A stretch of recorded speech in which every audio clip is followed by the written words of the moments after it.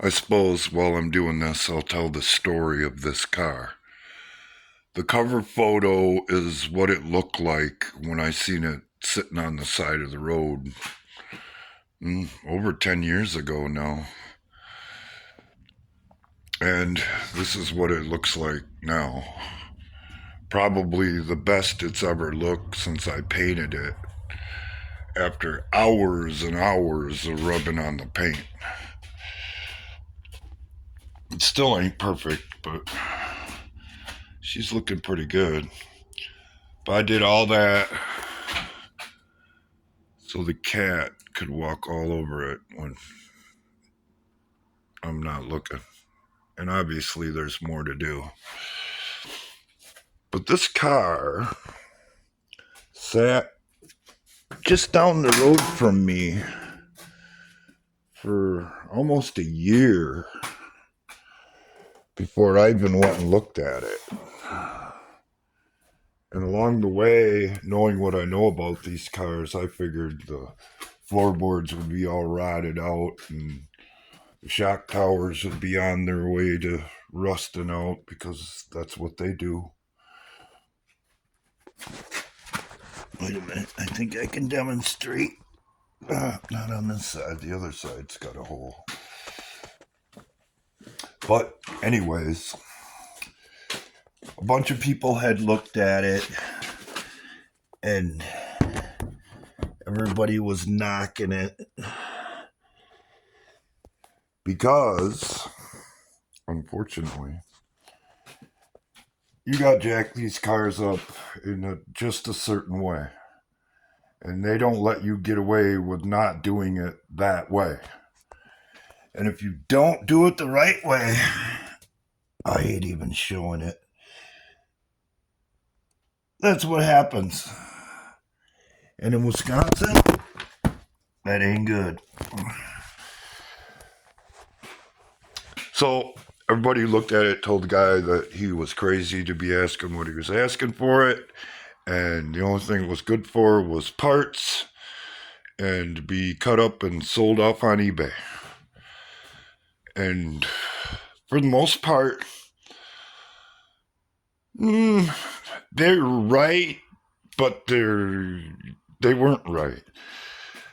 Because the key to this car, it grew up in Texas. How it ended up in Wisconsin, that's part of this story. But it's still plenty hard. As in, not rusty where they get rusty. So there's a lot of life left in this car, even after what you just seen. Is there damage? You bet there is. But she ain't dead yet. I knew that when I looked at it. The neat thing about this car is the engine. I have no idea what they did to that thing when they built it. But boy, she's got it. And it took quite a while to find it because the guy who was putting it together got sick along the way. He got colon cancer. And his time in the car or to work on the car got to be less and less. And he finally kicked the bucket, and the car sat at his nephew's house for 15 years under a tarp, where the engine basically just sat in it and hooked up to run, not tuned for the road, none of that stuff. So when we went out to start it, it thumped like a Grand National stock car. And I mean it. That nice deep tone. And I know they did something to this head. There's no doubt in my mind whether or not it's got a bigger cam in it or what have you, or bored out.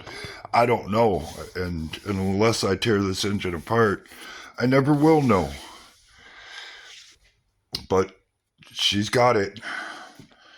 No doubt about it. I had one of these before that ran pretty good, and this one would outrun that one easily.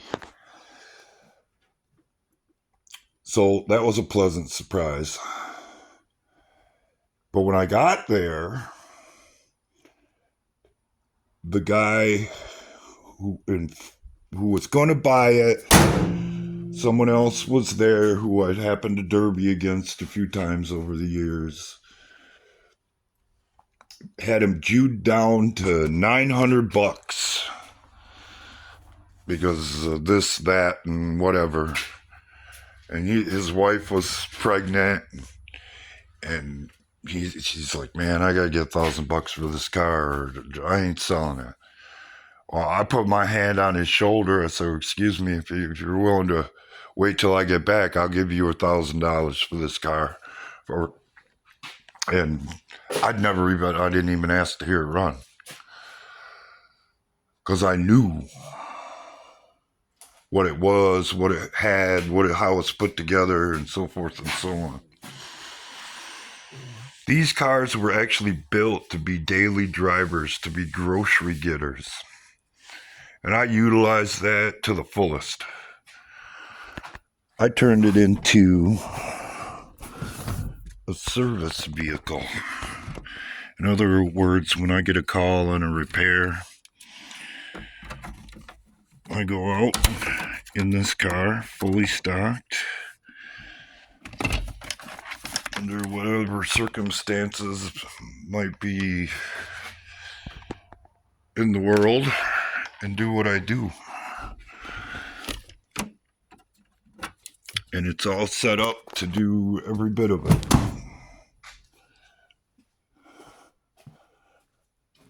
Including AC power and all the tools on board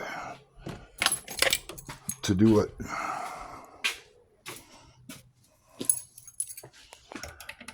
Oh, this is going to be really hard one-handed. Gotta put it down, kind of.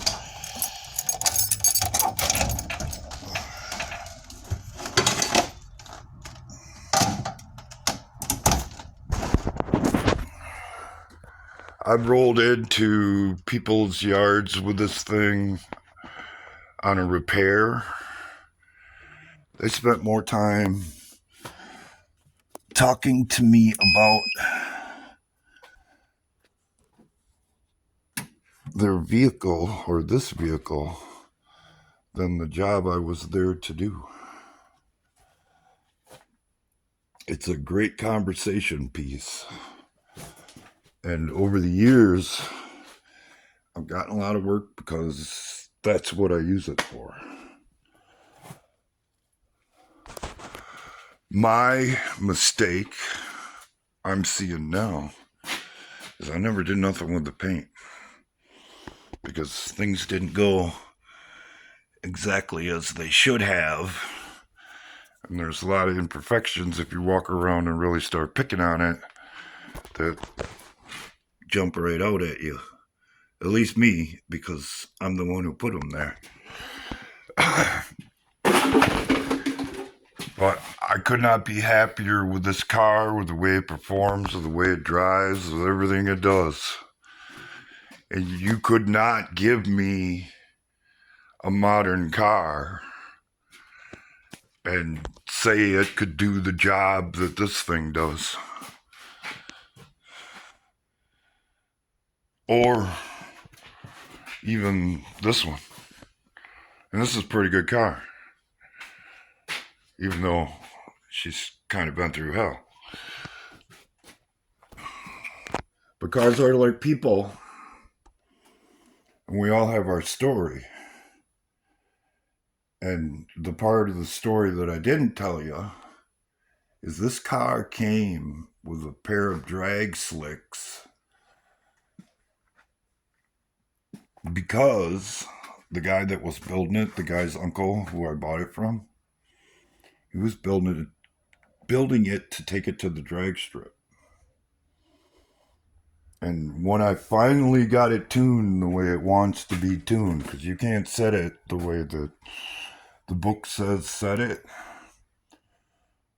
boy, she got something. I'll put it that way.